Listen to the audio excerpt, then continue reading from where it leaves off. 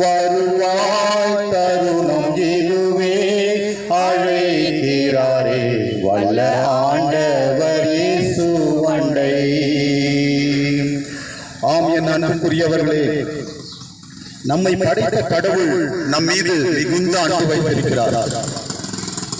அவருடைய அன்பை அவர் வெளிப்படுத்தும்படியாக அவருடைய எல்லையில்லாத அன்பை, மாசற்ற அன்பை, அறிவு கெட்டாத அன்பை, நிபந்தனையற்ற அவருடைய அன்பை அவர் வெளிப்படுத்தும்படியாக நம் ஒவ்வொருவரையுமே நம்மை படைத்த கடவுள் தேடி வந்தார். அவர்தான் இயேசு கிறிஸ்து.